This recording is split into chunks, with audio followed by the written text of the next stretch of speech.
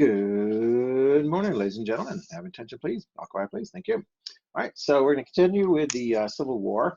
Got some real good stuff for you today. Hope you guys have had an opportunity to check out the Ken Burns opening episode of the Civil War and do the extra credit handout. Get that back to me. Get some points. I will also have another extra credit handout for you guys as well, having to do with today's session. And then next week, we're going to get into the aftermath of the Civil War called the Reconstruction period, and that'll pretty much finish it up for us. So what I'd like you to do is in your notes, let's see, we're on page 2, and we're in the midst of the major Civil War battles. That bullet point's got all kinds of various different battles. And right after the Battle of Antietam, that's on the 4th line, you have the Emancipation Proclamation. So let's look at that. This is right in the midst of the Civil War. So we're going to talk about what's going on with that. There we go, there's Civil War, Ken Burns. The Emancipation Proclamation was a very, very important document signed by President Abraham Lincoln. All right, let's get to the details of that, okay? He signed it, and it went into effect January 1st, 1863. So this is in the middle of the Civil War. This is an executive order written by the president, so it doesn't have the authority of Congress. In fact, some people thought, well, I'm not even sure if this is going to still be in effect after the Civil War is over. But it's something that is very important because it changes, according to the president, as the commander-in-chief fighting as the leader of the United States in this Civil War. It changes the legal status of slaves in rebel areas that are under the control of rebels. Okay, so let's be clear on this one, because sometimes people are like, oh, Abraham Lincoln freed the slaves with the Emancipation Proclamation. Not exactly true, okay? Because in fact, most of the people who were slaves were not in a position where they could go take advantage of their freedom. For example, if you were a slave in a rebel area, well then by definition, the rebels, the Confederates, were in charge. And so, you know, you're not going to be able to easily just escape. Also, if you were in, let's say, a part of, I don't know, let's say Louisiana, near New Orleans, which the Union had captured, and some of the other areas that the Union had captured, those areas, they're not rebel controlled, so they're not necessarily free there either. What about the slaves in the border states that had slavery that was legal? Places like Delaware, Maryland, Kentucky, Missouri. Nope, you're not free. Not under the Emancipation Proclamation. So let's create some interesting situations. Of course, the idea is, part of the idea is that Lincoln was basically saying, look, you know, we're not going to enforce the fugitive slave law, right? So if you are a slave and you happen to have left the South and you made your way up to the North, no, we're not going to hand you back to the Confederate rebel states. No, we are not going to enforce that law. So that part is quite clear. In fact, we'll see later on that if you were an escaped slave and you wanted to actually fight for the Union, there would be opportunities. In fact, African Americans are ultimately going to make up a sizable portion of the Union Army as the Civil War goes on. More on that later. So this is going to be very interesting. So of the 4 million slaves, 3 million of them are free under the Emancipation Proclamation, because the president is basically saying, as a war measure, as a national security measure, I am taking away this property from these rebellious Confederate peeps. Only the problem is, again, as I mentioned, if you are a slave, one of those 3 million slaves, you're not going to become free until the Union Army comes in later on. But this is interesting. Make sure you write this down. This is sort of like, remember those southern states are like, oh my gosh, Lincoln, you know, when he gets elected, that's going to be really bad for us. Well, guess what? You know, you rebelled, you seceded, and now, the Civil War has become more and more about slavery, okay? And in fact, by the end of the Civil War, Lincoln and his allies in Congress, particularly the Republican Party, they're going to be pushing for a constitutional amendment. and they're going to get it through. It's going to get through the House and the Senate, 2/3 majority in both, and it's going to get ratified by 3/4 of the states, at least the states that are loyal and still in the United States. It will be ratified. It will become the 13th Amendment. And guess what the 13th Amendment does? Once and for all, no more slavery. Got it? That's going to be in effect December 1865. Strongly encourage you at this point to watch the film Lincoln, because it focuses on that issue, the effort on the part of Lincoln and his allies to get that constitutional amendment through. More on that later. It's a very cool movie. Oh, and it's also extra credit. So, yeah. So, yeah, if you were anti-slavery and so forth, you really like the Emancipation Proclamation, you're going to love the 13th Amendment. And of course, African Americans are like, yeah, I want to be in the Union Army. I'm going to fight for this cause. You know, yeah, let's keep the Union together, but yeah, let's end slavery once and for all. And in fact, eventually you're going to have 180,000 African Americans in uniform fighting for the Union. And that's a fascinating story in and of itself. In the early stages of the war, didn't have many African Americans fighting. By the end, they're going to be making a significant contribution to the Union victory. Of course, there's an interesting thing. For some people, making the Civil War more about anti-slavery upsets them, because there was a draft, right? If you were in the United States, in the Union part, you could be subject to draft. Now, the rules were very interesting. You could pay, if you had enough money, you could pay for somebody else to take your responsibility and serve in the United States military. Remember, this is a time period where you had a lot of immigrants coming over. And literally, you'll have sometimes some immigrants coming off the boat from Europe into New York City and turning right around and getting drafted into the United States military to fight in the Civil War for a cause. You're like, I don't remember, you know.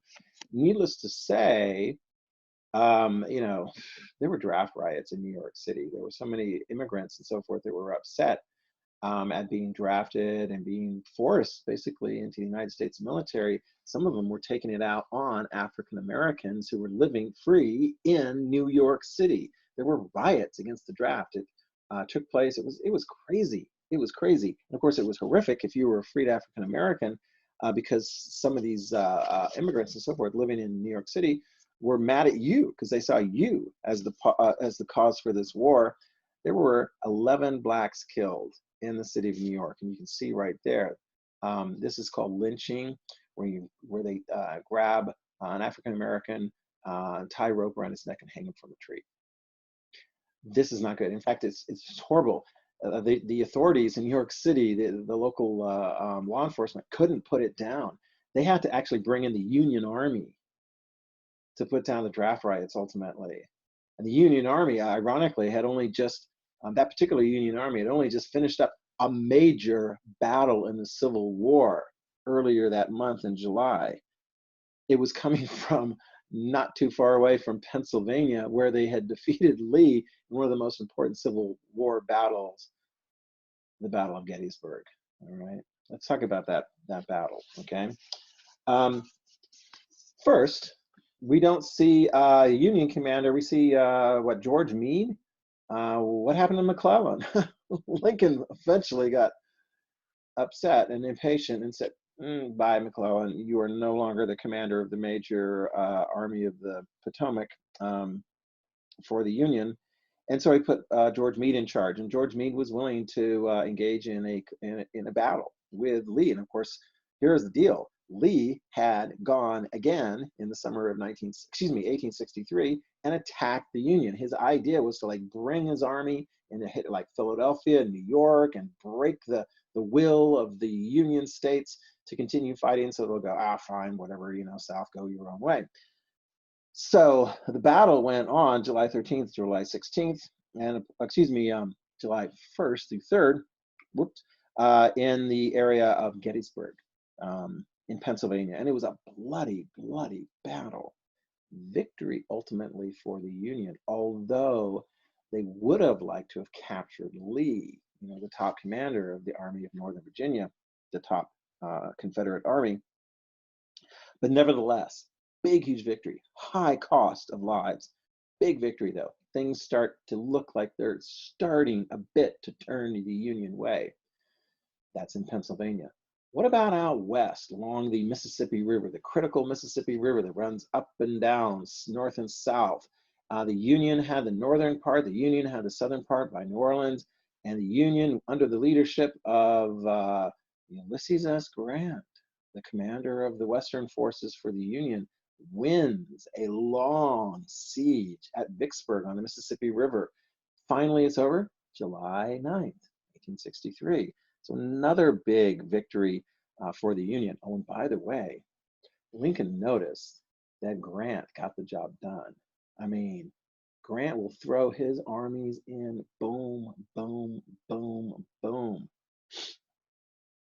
Lincoln's going to shift him and put Grant in charge of the Army of the Potomac from here on out. And in fact, this is one of the things that Lincoln says about Grant. I can't spare this man. He fights, which is exactly what Lincoln wanted. I mean, he's a grinder. He will fight what is called write this down, the war of attrition. Attrition is like you got two forces, boom, boom, boom. They just like grind each other down. Well, the thing is, as you'll see, and we've mentioned this before, the Union has more soldiers. The Union has more supplies. The Union has more. And so, if Grant just grinds it, you're going to have a lot of people dead. But then on the Confederate side, you're going to have a lot of people dead there too. And eventually, who's going to win? Who's going to be left standing? The Union, with Grant at the head of the major Union Army. Because the South, as we go through 63 and into 64, and eventually by early 65, they're going to run out of supplies. They're going to run out of men. I mean, they may have good commanders, but if you don't have enough men and supplies, you're going to lose that war. By the way, another top commander for the Union is, there he is, William Tecumseh Sherman. I mentioned this name, Tecumseh, right? Homage to the great Native American fighter who lost his life fighting against American forces. William Tecumseh Sherman. He is a tough Union commander, and he is going to grind it out. Lincoln is going to give him the charge of hitting hard in Tennessee and through Georgia and breaking through the middle of the Confederacy. I mean, the goal is to just like break them here and break them there and have a huge, huge, wide swath of destruction. You're like, wow, that doesn't seem very nice. Well, they're trying to break all the resources, because once the Union Army goes through there, then the Southerners are going to be in charge of that landing again. Well, so what Sherman does is he makes sure that anything of value, property, animal, whatever, is destroyed. It is devastating. Captures the city of Atlanta, as you can see, in September 2nd, 1863, and continues on to the coast and is going to be devastating. So that's a successful commander for the Union and a very, very big victory for the Union. In fact, take a look at this map. Those of you guys are good at looking maps and so forth. This is very cool because it shows you right over here. If you can read this, get real close on this, you can see the area lost by the Confederacy. Okay, so you see these hashed lines. You see the Confederacy by 1862 has lost some area, particularly in the west along the Mississippi, right? In the southern part of the Mississippi River and along that Mississippi River, there's Vicksburg. That's the one I was telling you about in 1863. That was where Grant was fighting, trying to gain control of Vicksburg. So there you see the cross lines. That's the area that's captured in 1863. So here you've got right in here, this is where Sherman's armies are fighting. And then they push through in 64, ultimately then gaining control of Atlanta and pushing to the sea. So you get these pockets now that it's like the Confederacy is being broken up. So you get sort of this pocket of Confederacy broken away from this pocket over here in the west. And then of course you've got the bulk right here with the capital city, Richmond and Virginia. And you've got who's in charge. Remember who's in charge of the Union armies from the latter part of 1863 onward, right in here in Virginia for those critical campaigns? Yeah, it's Grant. And he's bang, bang, bang, hitting hard against the Confederacy. That's what he does. That's what Lincoln wants him to do, and that's what he's doing. Okay, you got that? Meanwhile, the nation dedicates a cemetery at Gettysburg on November 19th, 1863. The battle had been that summer, and you got a cemetery dedicated, and you have a memorial service and so forth, and the president is invited. and he actually gives a speech. It's a really short speech. It's 272 words long. The main speaker goes on for like 2 hours, which is pretty actually common back in those days. There's not a lot on Netflix and so forth, streaming. So even had these long speeches, things and so forth. So that's what a lot of people are expecting. In fact, you never really got a photograph of Lincoln giving the Gettysburg Address, his speech, because, the cameraman thought he had more time. He figured Lincoln get up there and talk at least a half an hour. Again, 272 words, right? 7 years ago. This is a very important speech. This is one of the most important speeches in American history. This is where Lincoln basically says, you know what? I'm going to tell you what this war is about, what this whole conflict was about. It's about something a little bit different maybe than what you had anticipated at the beginning of it. Because now what we're doing here, we're dedicating ourselves to a purpose that what we have done, I mean, Lincoln says it better, right? And I don't want to get copyrighted on this one and so forth. So you'll need to pause here in a moment and click on this. It's about like, what did I want to say? Like about 6 or 7 minutes long from the Ken Burns documentary. And you'll want to check this out. It's very, very good. And it's got the whole speech, right? Lincoln's basically saying, God's will, God's judgment is upon us for all these years in the United States for having slavery. We need to dedicate ourselves so that the men who died here will not be lost. Their cause will not be lost. We need to be a government of the people, by the people, and for the people, right? That's what needs to happen. And he's intimating, where he's going to be coming from as well. By the people, you need all the people regardless of color of skin. Gettysburg Address. It's very, very powerful. He is going to be looking in to the next year. And as things turn out, it's very interesting because when you're running for re-election as president of the United States, people are looking and they're watching and you're like, how are things going? Keep an eye over the next several months with respect to Trump being re-elected or not. How are things going? The people decide. Well, the voters, obviously in the United States of America, the voters are looking and going, are we going to go with Lincoln or are we going to go with McClellan, who was no longer in charge of the Union Army? He was a politician now, and he was basically saying, I think we need to quit this war. The war's been going on too long, and and we need to let the South go, and And Lincoln's like, actually, the war has been going on really long, but, let's not lose what we've gained. What we've gained is defeats against the South, and let's finish this, is what Lincoln says.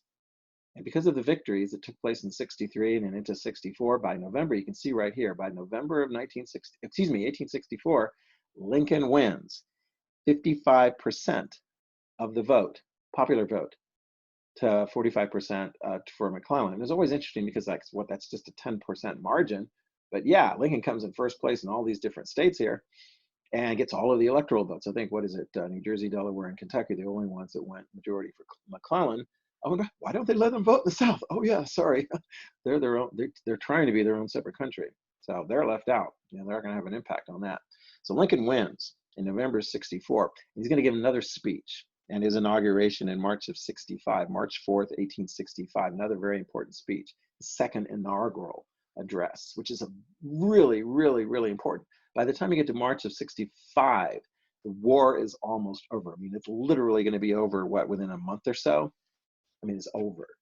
And so what he's talking about in his speech is, what is the country going to look like afterwards? And he uses words like, let's have malice toward none. Let's have what is going to be called Reconstruction. Let's bring the South in and let's be forgiving. Although we'll see, how forgiving is the country going to be to these Confederates and so forth. It's going to be an interesting question. Of course, some of you guys know already, will Lincoln be playing a key role in that in his second 4 years, now that he's been re-elected in 1864? Well, the answer is no. Because in April of 1865, right after the war's over, he gets shot and killed. Lincoln's not going to be in charge of Reconstruction in the post-war area. It's going to be somebody else. Yeah, the war's over. Essentially, when the main commander, Lee, surrenders at Appomattox, Virginia. to Grant. A lot of respect for each other. I mean, they ground it out and fought it out and so forth. I mean, they were in the military academy together as younger men. They fought on the side of America in the Mexican-American War. But yeah, and like I say, that same month, April of '65, Lincoln was shot and killed. So it brings us, we're going to pause now for a moment and ask ourselves a question, which is very, very important. And that is, why did the Union win? Why did the Union beat the Confederacy?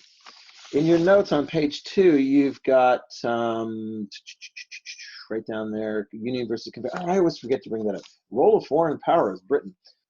Did I mention that the foreign countries pretty much stayed out of the war? I mean, Britain was like, wow, we'd really love to get all that cotton from the South, but the British people, we're not really keen on supporting a pro-slavery, you know, especially after the whole Uncle Tom's Cabin book came through there. So the British stayed out of the war. Okay, so basically this is going to be America on America. All right, so next, look at that. Union versus Confederate. And hand out Union versus Confederate. Strengths and weaknesses, economic resources, significance of generals, etc. All right, let's get to that. Okay, because this is going to help explain why the Union won, why the North won, why the South lost. Got it? Here we go. The Union had far more resources. Oh my gosh, really? Yeah. Look at this chart here, right? You got the Union in light gray and the Confederacy in black, okay? And, you know, it's like population, more people to draw for all kinds of various different needs, whether it's soldiers or equipment or whatnot, more people in the Union. Manufactured goods, okay, so we got the population, 71% of all of that is in the Union. Look at this though, of all the manufactured goods, factory goods and so forth, 92% of that is made up in the North. And we're talking about manufactured goods. A lot of those manufactured goods are goods that are used, ultimately manufactured in this instance for war purposes. Okay, machine made weapons and so forth. It's a huge advantage because it helps the Union ultimately. Now this export thing is actually a little bit of a misnomer because a lot of the Southern exports actually weren't able to leave and be exported, say, cotton over to Britain, because the Union had control over most of the naval assets along the coast. And so the Union had an effective blockade of Southern ports. Right? You occasionally got some ships that were able to run the blockade, but they did a pretty good job of cutting off exports.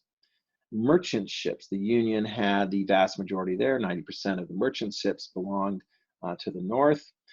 Miles of railroad track. We've mentioned this a little bit before, right? In the North, you had more railroad track. Well, what value is a railroad track? You just move, troops and goods and supplies and so forth. I mean, if you arrive at a battle having gotten there by railroad, as opposed to having marched and slogged through difficult terrain, you're going to be in better position.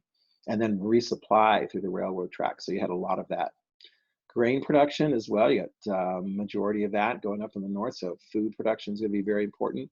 Number of farms, and of course that's a little bit of a misnomer because there were a lot of farms up in the North, and they tended to be smaller on average than some of the farms in the South. So that's kind of, you know, this one is huge though. Iron production, look at that, 94% of iron production in the United States was in the North, was in the Union-controlled area, 94%. What do you use iron for? Weapons, material, guns, bullets. Yeah. Banking capital, 82% up in the North. That's the money. That's the financing of the war. I mean, the South, they issued Confederate dollars. How much were Confederate dollars worth at the end of the war? Nothing, except for souvenirs later. Okay. So these are some big, big reasons why the Union won. And that was why Lincoln was like, come on, man. Come on, Grant. Come on, generals. Just grind it out. We can win this thing. We don't want to keep these things going on and on and on, because eventually the North might lose the will to fight. I mean, that was what the South was trying to do by sending Lee up with his army to break the will. But they were stopped at Antietam. They were stopped at Gettysburg. And they were ultimately stopped by 1865. Now, just a reminder, we've said this before, probably on the whole, the South did have better generals as far as tactical, battle fighting things. I mean, Lee was just a master of like, I'm going to take my force, I'm going to split this way and split this way and attack here, and I'm going to keep going. He won a lot of battles, but he ultimately lost the war, okay? And eventually we saw that and they were like, oh, we were motivated to fight in the South. Well, the North had a lot of people motivated too, particularly African Americans. They were pretty motivated. And eventually they had some pretty good, darn good generals too. Grant moved up through the ranks and was noticed as a very, very capable general, given charge of a lot of responsibility by Lincoln. There's Sherman. Oh, by the way, these are like Russian nesting doll things. I don't know. McClellan, what did we give him credit for? Making a good army, not necessarily leading it into a fight. I think we got Meade down here. I have no idea. I think that's McDowell. We didn't talk about McDowell much, but anyway. So very, very important. Ultimately, the advantage to the South and better generals wasn't enough, okay, given the huge advantage that the North had in resources. Okay, I want to take a little bit of time, talk about, let me see where we got that. Yeah, where do I have that? Oh yeah, it's back up. Sorry, major Civil War battles right near the end. Sorry about that. Jumping around here a little bit. We're going to talk about Colonel Robert Gould Shaw on the Battle of Fort Wagner and the 54th Massachusetts Volunteer. I mentioned to you before, President Lincoln was like, you know what? We got some people who are pretty motivated to fight for the Union cause, and they're African Americans. Runaway slaves, free African Americans. They want to fight. And people had looked down upon them and like, man, don't look down upon us. We are motivated. We can do this. And so they were created various different regiments, units with African Americans, although they had whites as the leaders because there's this whole racist attitude and so forth. Nevertheless, so you had a white man, Massachusetts, Robert Gould Shaw, and he's in charge of the 54th Massachusetts. And their story is told in the movie Glory. And oh man, you got to watch that thing. I'll show you a trailer here in just a sec. It's powerful. It's got it's got Matthew Broderick, Denzel Washington. It's got Morgan Freeman. Are you kidding me? It's got Wesley Carey-Gould from The Princess Bride. It's got all these great actors.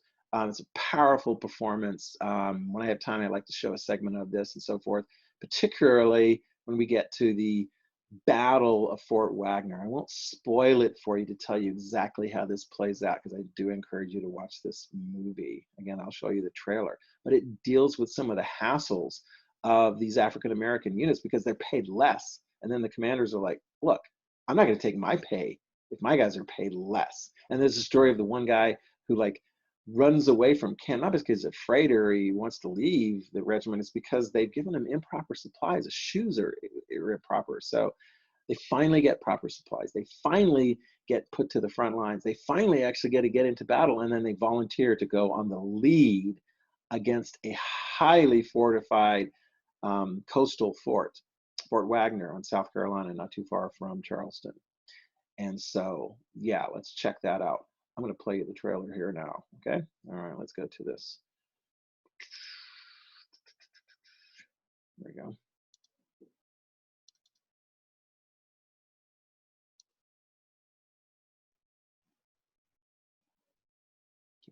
There we go.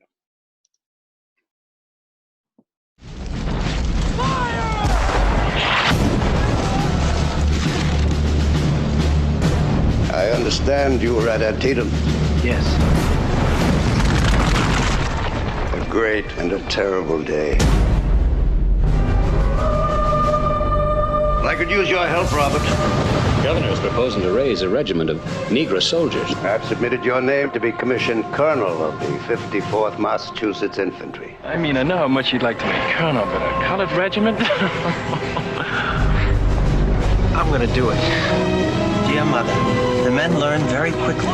Faster than white troops, it seems to me. They have risked their lives to be here. They have given up their freedom. I owe them as much as they have given. I owe them my freedom. My life, if necessary. 1911. I can knock something down with this. A million loyal readers want to know what happens when the men of the 54th see action. Ain't no dream. We run away slaves, but we come back fighting. 1,000,001. Marching is probably all they'll ever get to do. And they gotta know that nobody's gonna let them fight. Am I right? Let you take your regiment out to fight. When? Just as soon as I can write the orders.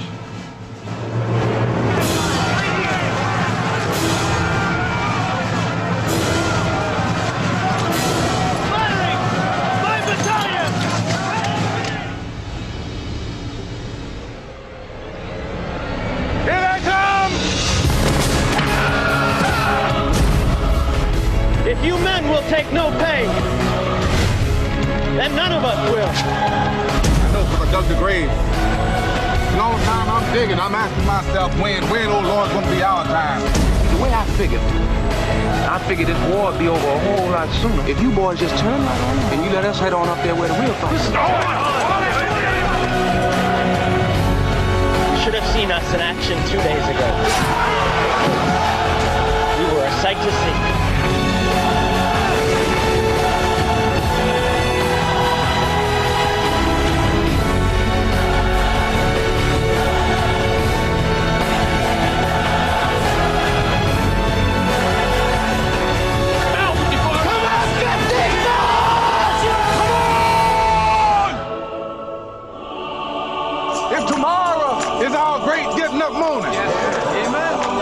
Tomorrow we have to meet the judgment day.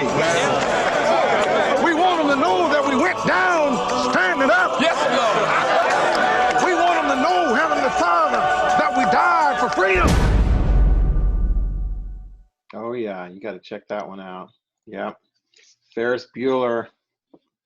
When you get a day off, you got to check out Ferris Bueller's Day Off. All right, let's go. Boom. Knock that one out. Oh,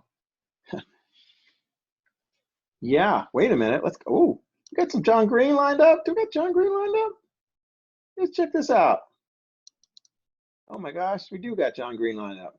Okay, before I come back and talk some more about the 13th Amendment and Abraham Lincoln's efforts to get rid of slavery once and for all in our United States Constitution, I'm going to give you an opportunity to check out and see what John Green's got to say. First of all, about the battles. Actually turns it into a game. Boom, boom, boom. There are a lot of battles, right? A lot of reenactments in modern times and so forth. And then we'll let John Green give you a crash course. Civil War is a big deal. He's going to use 2 parts. So we got 3 different John Green videos here, and then I'll talk some more about Lincoln film. Okay, all right, let's get to this. Okay, and play.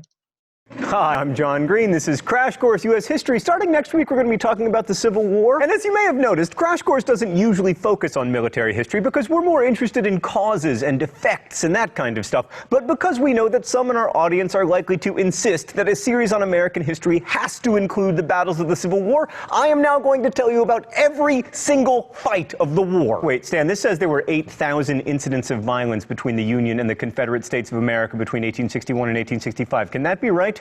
All right, change of plans. I am going to tell you about every major battle of the Civil War.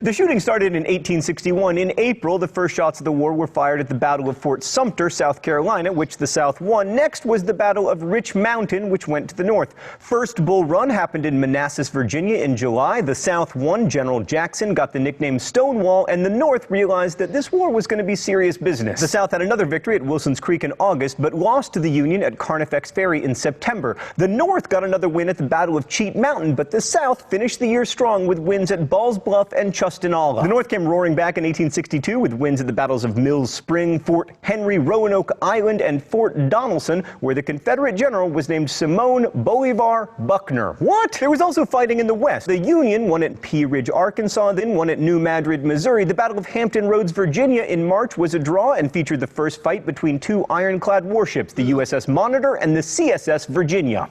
The Union won the Battle of Bern and the First Battle of Kernstown, and then there were draws at Glorieta Pass, New Mexico, and Yorktown. The Union won the Battle of Shiloh, where future Ben-Hur author Lew Wallace was accused of incompetence and cowardice. The Union also won the Battle of Fort Pulaski and the Battle of Forts Jackson and St. Philip, which gave the North control of New Orleans. The North then won the Siege of Corinth, and Union General McClellan fought one of the most indecisive battles he would be involved in at Williamsburg, Virginia, which is really saying something because he was pretty indecisive. Then Stonewall Jackson had a great run, winning battles battles at McDowell, Fort Royal, and Winchester. Union forces captured Memphis, Tennessee in May, but then lost a couple more battles to Jackson at Cross Keys and Port Republic. In Virginia that June, Robert E. Lee and George McClellan fought a series of 6 battles in 7 days, which were called the 7-day battles because historians are so good at naming things. There was a draw at Oak Grove, Union victory at Beaver Dam Creek, a win for Lee at Gaines Mill, ties at Garnett's and Golding's Farms, the Battle of Savage's Stations, and the Battle for Glendale. Then the Union finally won the 7 days at Malvern Hill, but McClellan withdrew after the battle, allowing Lee and the remaining Confederates to escape. And then in July 1862, one of the least consequential battles of the war took place in Stan's hometown of Newburgh, Indiana. A force of 35 Confederate irregulars built some fake cannons out of stovepipes that they called Quaker guns, crossed the Ohio River, captured some weapons and a hospital full of wounded Union soldiers, and then abandoned the town later that same day. Later that summer came the battles of Baton Rouge, Cedar Mountain, Manassas Station, the Second Battle of Bull Run, Chantilly, and Harper's Ferry, all of which the Confederates won. The Union then won at South Mountain, but lost at Munfordville. On September 17, 1862, McClellan ended Lee's invasion of the North at Antietam, Maryland. This was the bloodiest single day of the war, with 22,717 dead, wounded, or missing. The rest of 1862 saw the battles of Perryville, Fredericksburg, and Chickasaw Bayou. By the way, if this is starting to sound like baseball box scores, maybe you're getting a glimpse of why we don't usually do the military history. Right, but back to the Civil War. 1863 started in Tennessee with a Union victory at the Battle of Stones River, but also with a simultaneous Confederate victory at Galveston, Texas. There were lots of smallish skirmishes during the winter and early spring until the Battle of Chancellorsville in May, where Lee defeated Hooker, but Stonewall Jackson was mortally wounded. Jackson lost his left arm, and then Lee said, "I have lost my right arm." Jackson then famously proceeded to say, "Let us cross over the river and rest under the shade of those trees," and then died 8 days later. His arm, by the way, is buried with its own headstone near Chancellorsville. The North then won a bunch of battles in Mississippi at Raymond, Jackson, Champion Hill, and finally Vicksburg. That victory, along with the victory at Port Hudson, effectively ended the Confederates' ability to use the Mississippi River. Fighting in June 1863 in Virginia was inconclusive, with draws at Brandy Station, Aldie, and Upperville. And then July brought the Battle of Gettysburg, a major Union victory. This battle featured Pickett's famous charge. It was the end of Lee's second invasion of the North. It was the costliest battle of the war in terms of casualties, and it led to, surprisingly, the Gettysburg Address. The rest of that summer brought split results: 2 Confederate victories at Fort Wagner, South Carolina. They also won at Fort Sumter, again holding the fort against heavy Union bombardment, and they perpetrated a massacre of civilians in Lawrence, Kansas. The rest of 1863 saw battles at Bayou Forge, Arkansas, a major Confederate win at Chickamauga, the battles of Bristow Station, Wauhatchie, Rappahannock Station, Chattanooga again, Ringgold Gap, Fort Sanders, and Mossy Creek. Stan, are you making some of these place names up? A creek cannot be mossy. Oh my gosh, we're only to 1864. We got to get moving. Stan, can you just indicate who won these on the screen? Awesome. The spring saw battles at Mansfield, Pleasant Hill, Louisiana, and Fort Pillow, Tennessee. Then there was the battles of the Wilderness, Spotsylvania Courthouse, New Market, North Anna, Old Church, and the Battle of the Cold Harbor, all in Virginia. Summer brought the battles of Marietta, Georgia, and Petersburg were all fought in Virginia as well. And there was Kennesaw Mountain, Georgia, Monocacy, Maryland, and Fort Stevens in the District of Columbia. By the way, Abraham Lincoln himself went to observe that battle, and the guy standing next to him got shot. Then there were the battles of Peachtree Creek, Georgia, and Atlanta, Georgia, a major Union victory won by General Sherman. Also fought were the battles of Ezra Church, Georgia, the Battle of the Crater in Virginia, the battles of Mobile Bay, Alabama, Deep Bottom Globe Tavern, and Jonesboro, Georgia, which solidified Union control of Atlanta. Okay, autumn 1864, we are really in the home stretch. The battles of Opequon, Fisher's Hill, Chapin's Farm, and Cedar Creek were all fought in Virginia, Johnsonville, Tennessee, the Sand Creek Massacre, the Battle of Franklin, Tennessee, Fort McAllister, Georgia, and Nashville, Tennessee finished out the year. All right, 1865, here we go. The battles of Fort Fisher, North Carolina, Hatcher's Run, Virginia, Bentonville, North Carolina, Fort Stedman, Virginia, Five Forks, Virginia, the Third Battle of Petersburg, Virginia, Fort Blakely, Alabama, Sailors Creek, Virginia, Appomattox Station, Virginia, and finally, the decisive battle at Appomattox Courthouse, Virginia on April 8, 1865, which resulted in Lee's surrender to Grant. There were a few more minor skirmishes, but the war was over. Oh, so there you have it, an episode of Crash Course entirely about battles. What did we learn? Very little in the end. And I know I missed many battles of the war, but I also didn't miss many.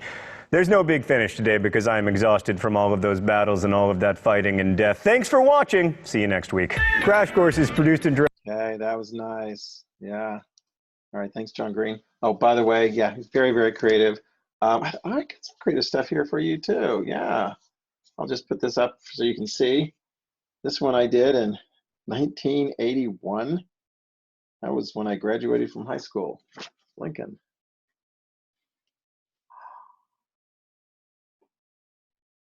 And his vice president. We'll talk more about his vice president because his last vice president became president after Lincoln was shot and killed. There's Andrew Johnson.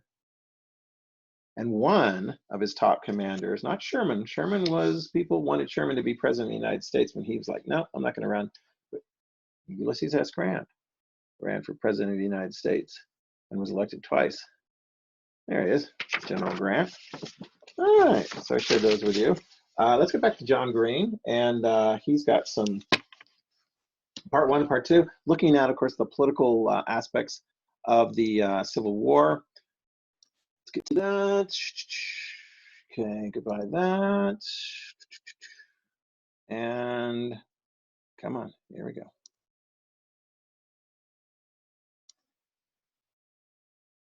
Hi, I'm John Green. This is Crash Course U.S. History, and today we come at last to the Civil War. Okay, I want to see. Am I here? Oh, there we go. Sorry.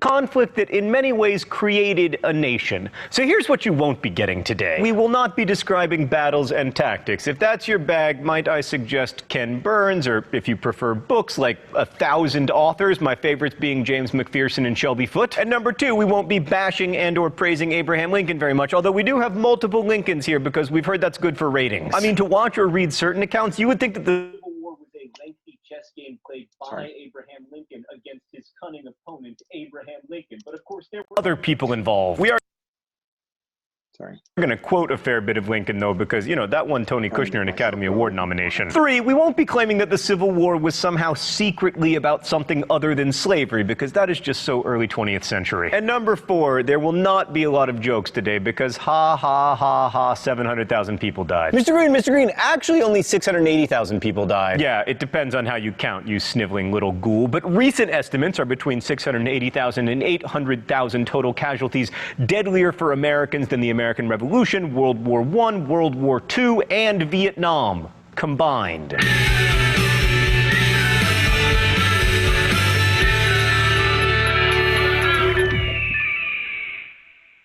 So let's start with some basic facts about the American Civil War. 1861 to 1865, which corresponded with the presidency of Abraham Lincoln, the Union, or more colloquially, the North, fought against the forces of the Confederate States of America, or the South. Sometimes people call the Union the blue and the Confederates the gray, but in fact, the uniforms weren't very uniform. They were all different kinds of color, and also, with all that dirt and blood, they were all just brown. All right, let's go to the thought bubble. You'll notice from this map that not all the states that held slaves were part of the Confederacy. The border states of Kentucky, Missouri, Delaware, and Maryland allowed slavery and never left the United States. All of these border states were critical to the Union. Maryland was north of the nation's capital in Washington, D.C. Kentucky controlled the Ohio River. Missouri was the gateway to the West. Delaware actually wasn't that important. So none of that should be particularly controversial unless you're from Delaware. But the causes of the war, that's another story. The Civil War was about slavery. Actual historians will back me up on this, like David Goldfield, who wrote, "Both Northerners and Southerners recognized slavery as the immediate cause of the Civil War." Also, Lincoln said in his second inaugural address,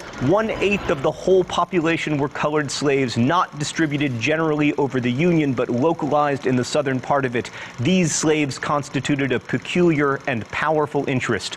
All knew that this interest was somehow the cause of the war. That said, in comments, lots of people will be like, the war was about agriculture versus industry, or the states' rights to protect themselves from the tyranny of a big federal government. But if it were really about that, the Civil War would have started during the nullification crisis in the 1830s, when, as I'm sure you'll remember, Andrew Jackson said that South Carolina couldn't declare a federal tariff null in their state. Why didn't that cause a civil war? The Confederate government passed the first conscription act in American history, implemented national taxes, created a national currency, and had a government bureaucracy of about 70,000 people, more than the federal bureaucracy in Washington, D.C. Thanks, Thought Bubble. That said, in the beginning of the war, Lincoln deliberately tried to downplay the slavery angle, arguing that the war was only about preserving the Union. But the war was also about religion for both sides. As David Goldfield put it, in protecting the revolutionary ideals, Northerners would preserve God's plan to extend democracy and Christianity across across an unbroken continent and around the world, Southerners welcomed a war to create a nation more perfect in its fealty to God than the one that they had left. But it's also important to remember that regular soldiers often had more prosaic reasons for going off to fight, as you will eventually learn when you are forced to read the Red Badge of Courage. Goldfield tells the story of one Alabamian who enlisted only after his girlfriend mailed him a dress and told him he should start wearing it if he wasn't willing to fight. And for Northerners, union, religion, and an end to slavery mixed together to form a potent rationale for war. It's summed up nicely by Julia Ward Howe's words to the song that would become famous as the battle hymn of the Republic. As he died to make men holy, let us die to make men free.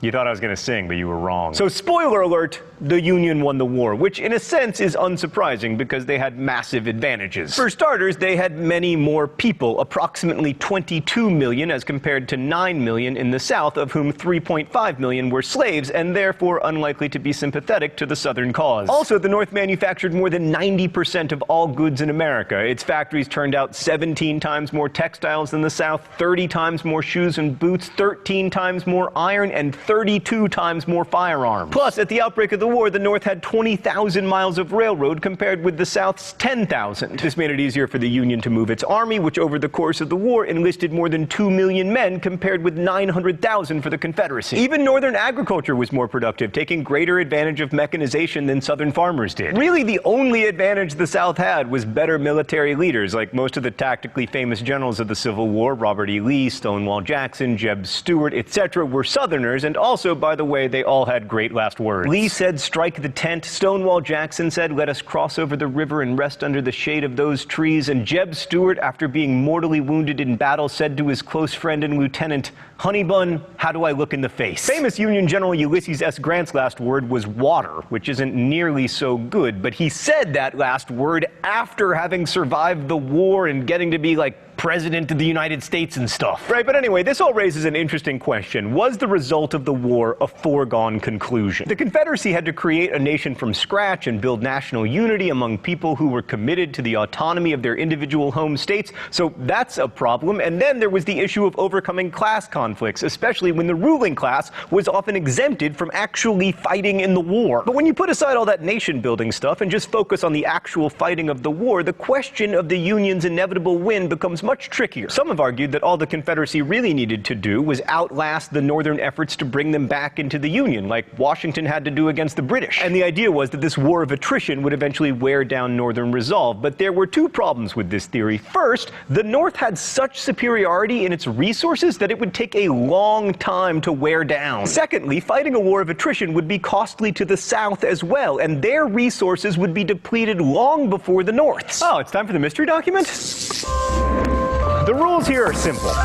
Whoa, that was intense. I try to identify the author of the mystery document. If I am right, I do not get shocked, but I'm never right because Stan makes it too hard. All right, let's see what we got today. I therefore determined first to use the greatest number of troops practicable against the armed force of the enemy, preventing him from using the same force at different seasons, and second, to hammer continuously against the armed force of the enemy and his resources until by mere attrition there should be nothing left to him but submission. Okay, so the strategy of attrition was a Confederate strategy, but Stan is a jerk. But it talks about the enemy and his resources, which was kind of a Union focus, and more importantly, it talks about preventing him from using the same force at different seasons. That makes me think it is a Union general. Final answer, Ulysses S. Grant. Yo!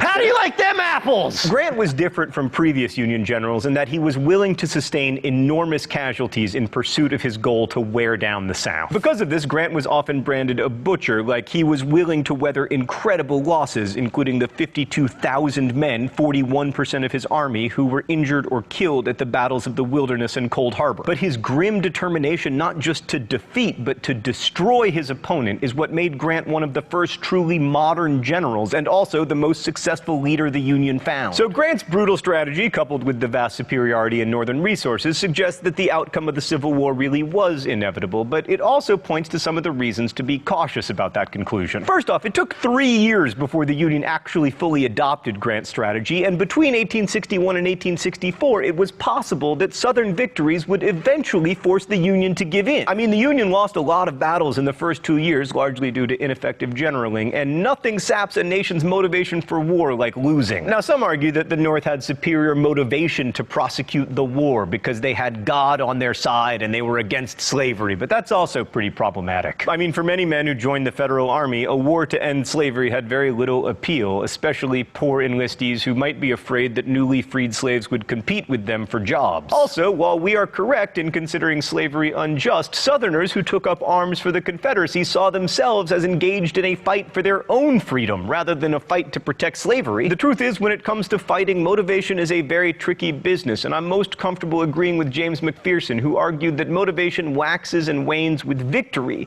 and that the outcome of the war was contingent on a number of turning points. And we're just going to discuss two of the most important: July 1863 and August 1864. July 1863 saw two of the most important Union victories in the whole war. In the Western Theater, General Grant laid siege to and captured Vicksburg, Mississippi, thus giving the Federals control of the lower Mississippi River. I mean, by then the North already had New Orleans, which made it pretty much impossible for the Confederates to ship cotton or anything else along the Mississippi River. After that, Grant was able to turn his attention to the east with the aforementioned hammering of the enemy and their resources. More famously, especially in the eastern part of the United States, the first 3 days of July 1863 saw the Battle of Gettysburg in Pennsylvania. This was General Lee's furthest major offensive in the North, and had he won the battle, it is likely that panic would have set in places like Philadelphia and maybe even New York. Actually, panic did overcome New York in draft riots that killed more than 100 people and only ended after troops from Gettysburg were called in. I'm not going to go into detail about either of these battles, but they shifted the tide of the war in favor of the North, although not enough to bring the war to a quick end. Confederate forces would never again threaten a northern city.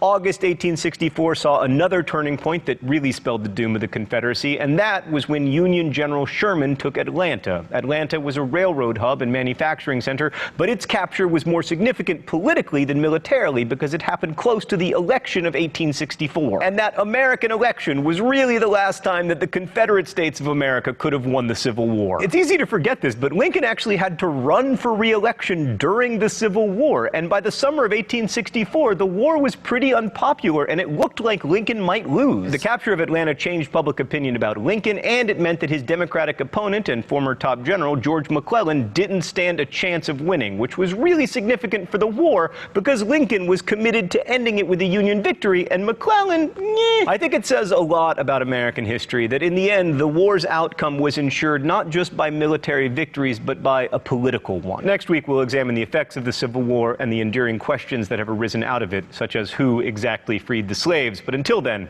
thanks for watching. Crash Course is produced. Hey, let's get to next week then, shall we? All right. Ba-ba-da-bum. Goodbye to that one, and load up that one. And here we go. All right, still with us? Hi, I'm John Green. This is Crash Course U.S. History, and today we return to... Wait, what are we talking about today, Stan? Oh, the Civil War. I can tell because Lincoln's here. But this week we're not going to talk about casualty counts or battles or generals with their heroic and probably fictional dying declarations. Mr. Green, wait, did that one guy not really say, "Honey bun, how do I look in the face?" Because that was the best part of this whole class. Jeb Stuart did say that to me from the past, but it probably wasn't his last words. But anyway, today we're going to try to focus on what's really important. In the end, the really vital stuff isn't like Pickett's charge or Lee saying it is well that war is so terrible, otherwise we would grow too fond of it, or the surrender at the Appomattox Courthouse. That stuff matters, and I don't want to deny it, but the Civil War and the way we remember it is still shaping the world today, and that's what I want to focus on because it's the stuff that might actually change the way you think about your own life in your own country, whether it's the United States or the green parts of not America.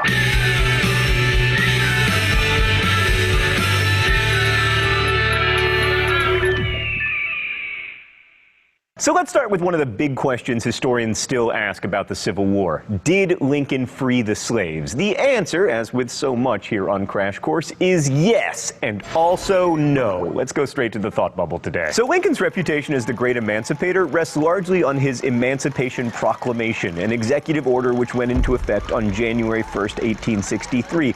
This order ostensibly freed all the slaves in territory currently rebelling against the United States, i.e. in areas where the U.S. government had no authority to free slaves. This is rather like the United States announcing that from here on out, North Korea will be ruled by Lady Gaga. Sure, it's a great idea, but it's not really your jurisdiction. In areas where the U.S. did have the authority to free slaves, the border states and some of the areas of the Confederacy that had been effectively conquered and occupied by federal troops, those slaves were not freed. So Lincoln didn't free the slaves that he actually had the power to free. Many historians argue that, in fact, slaves freed themselves. How? By running away to Union lines and becoming, quote, contrabands. Because this was a time of war and slaves were seen as a valuable resource to the enemy, when they escaped and sought refuge with Union troops, Union commanders wouldn't give them back despite fugitive slave laws still being on the books. So many slaves escaped, the argument goes, that Lincoln was basically forced to issue the Emancipation Proclamation because until he did so, those contraband slaves were still technically property of their Southern masters, and the Union generals were breaking American laws by not returning them. The Emancipation Proclamation then had the added bonus of encouraging more slaves to come over to the Union lines, many of whom joined the Army, which eventually included about 180,000 former slaves and free black men. Thanks, Thought Bubble. So Lincoln may also have issued the proclamation in order to shift the focus of the war from Union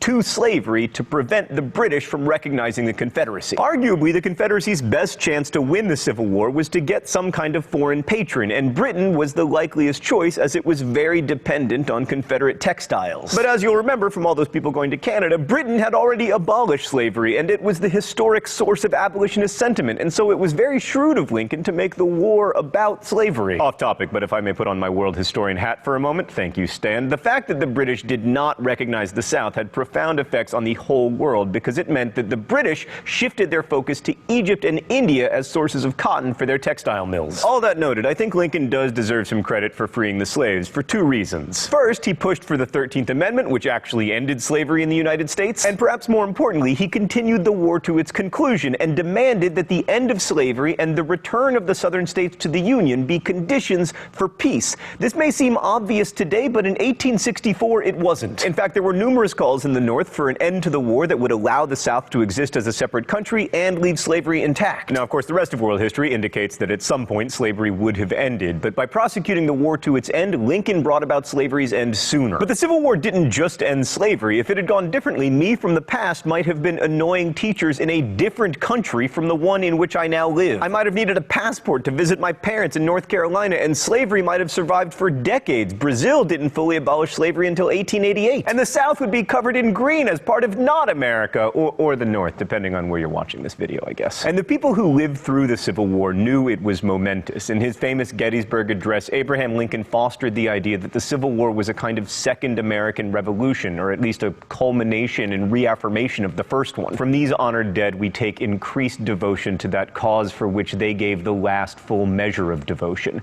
that we here highly resolve that these dead shall not have died in vain, that this nation under God shall have a new birth of freedom, and that government of the people, by the people, for the people, shall not perish from the earth. We tried to hire Daniel Day-Lewis for that, but he was unavailable. That phrase, new birth of freedom, had religious significance as well, because it was like the 19th century equivalent to born again. So the Civil War was the first modern war in terms of its scale and its destruction. Like others have waged war on civilians to break the spirit of their enemies. Stand! Mongoltage opportunity!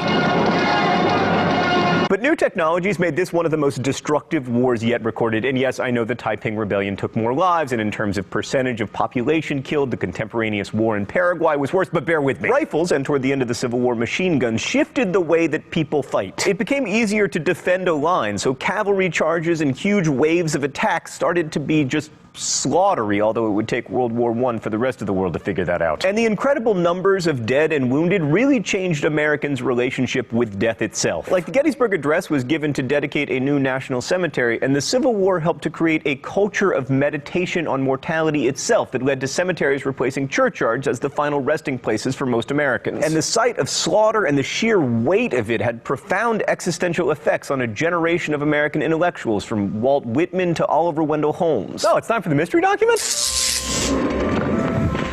The rules here are simple. I guess the mystery document, and usually I am shocked. Oh my gosh, today's mystery document is on an iPad. This appears to be a photograph of wounded soldiers in hospital. I'm going to go ahead and call it as being by Matthew Brady. What?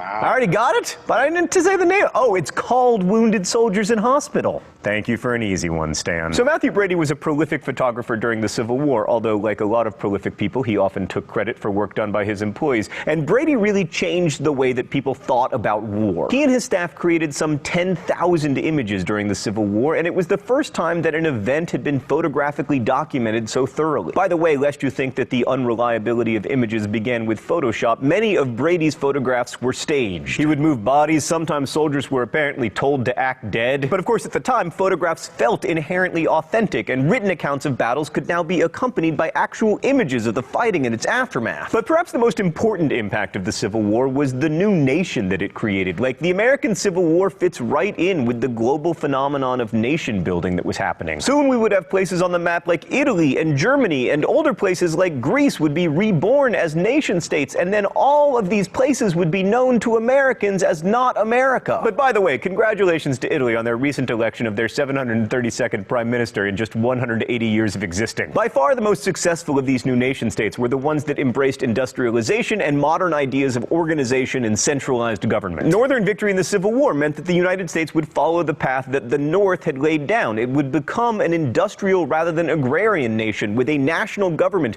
preeminent over those of individual states. It would become a nation. And it's not a coincidence that over the course of the 19th century, people stopped pluralizing the United States. They stopped saying the United States are a great place to live and began saying the United States is a great place to live. The Civil War helped singularize what had been until then a plural nation. And Abraham Lincoln was the first president to truly expand the power of the executive. He ordered blockades and suspended habeas corpus in addition to emancipating the slaves. But the Republican-dominated Congress played a role in this federalization too. Congress passed the Homestead Act in 1862 that encouraged settlement of the West by basically giving away land to anyone who had $18 and was willing to live on it and farm it for 5 years. Meanwhile, the Morrill Land Grant Act financed colleges to offer training in new scientific agricultural techniques. The Department of Agriculture was created to generate statistics and share best practices in farming. Congress also helped unify the country with massive land grants in the Pacific Railway Act of 1862. And during the war, the Lincoln administration gave away 158 million acres to railroads to tie the nation together.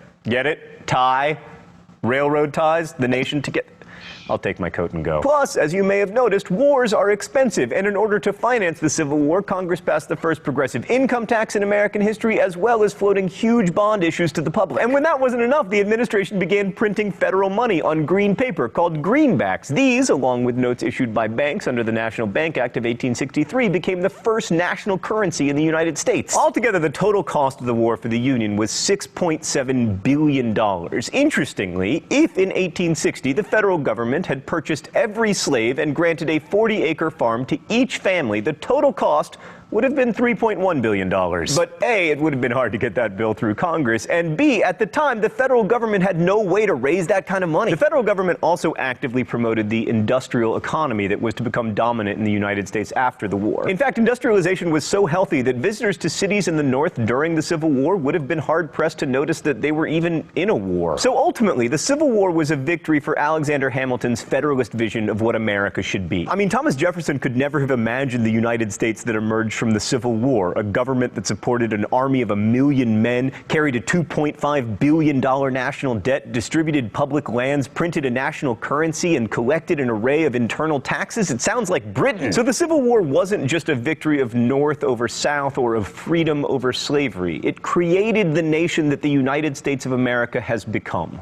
Thanks for watching. I'll see you next week. Crash Course is produced and directed by Stan Moe. Come on, very good. Thank you very much. And let's go back to, actually, I'm going to go back to a different one. This one. Yeah, this is the one we want.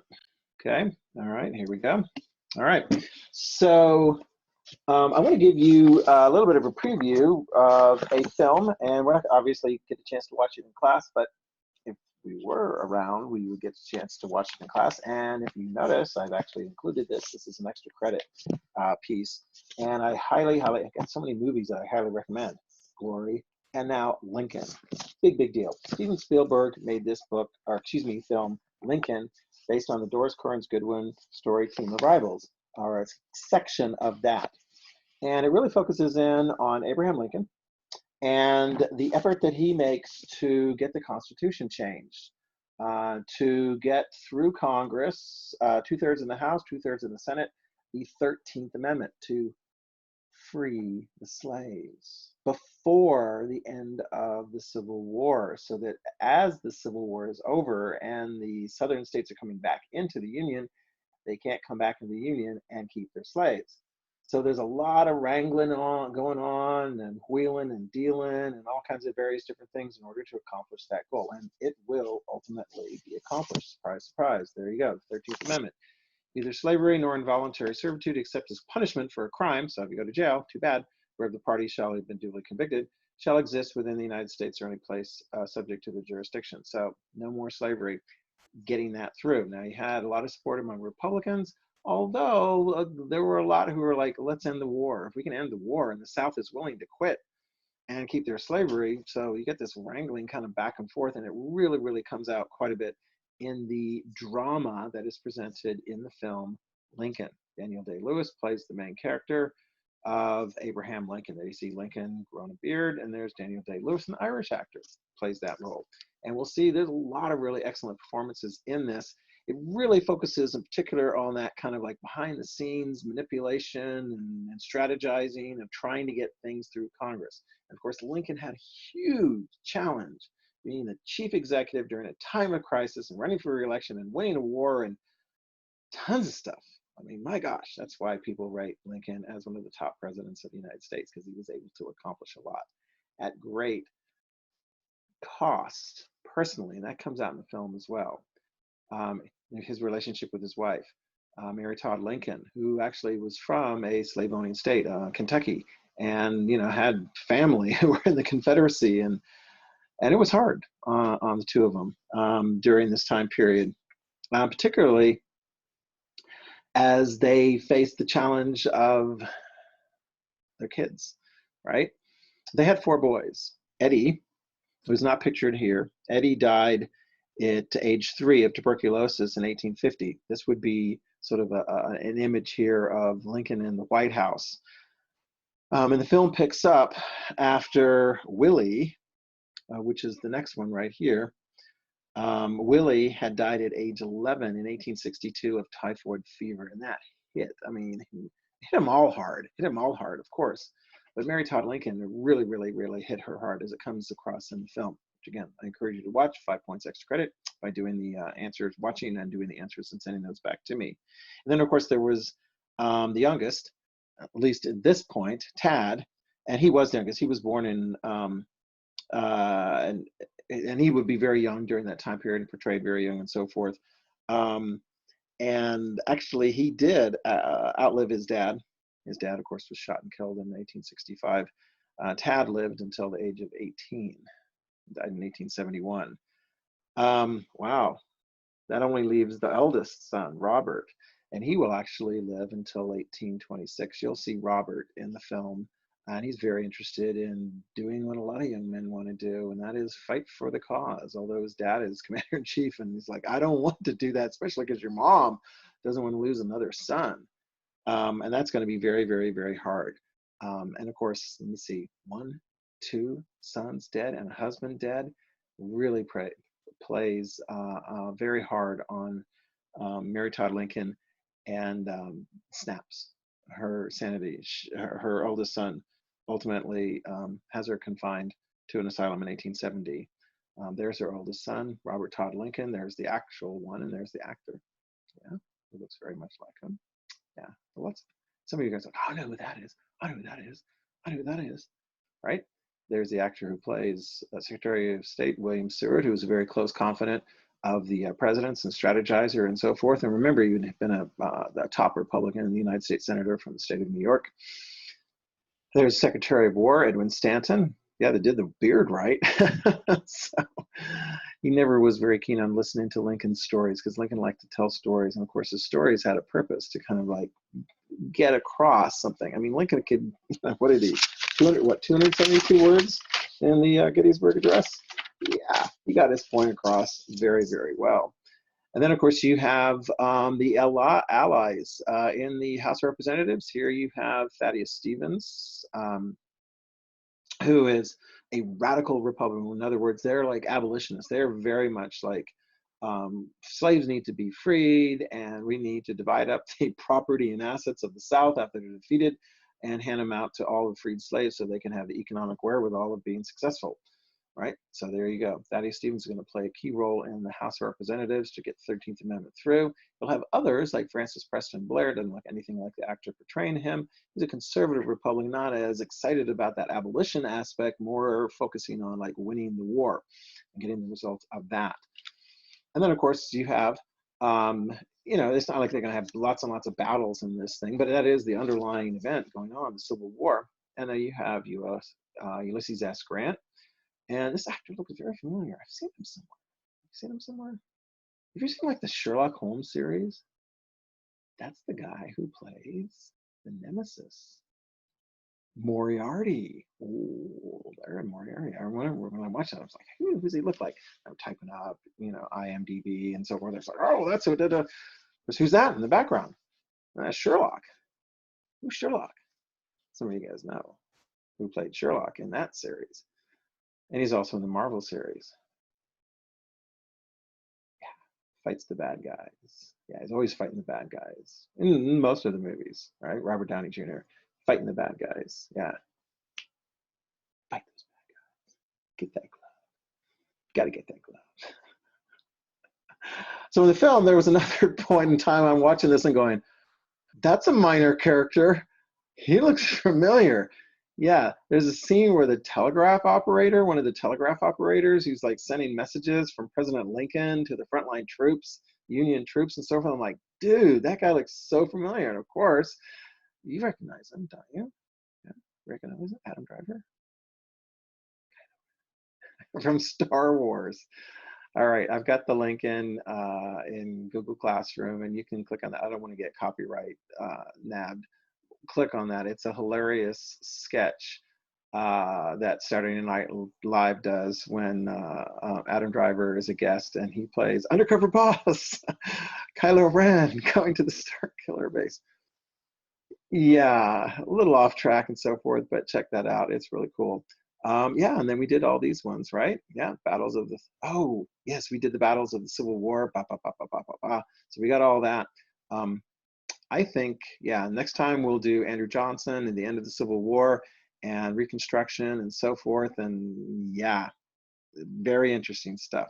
So I encourage you to go through all the materials, watch these things, do the extra credit pieces, make sure you've got all the videos, make sure you got really good notes. We got 2 more episodes, 2 more lectures from me next week, and I'll wrap it all up, okay? All right, so guys, be safe, you be healthy, and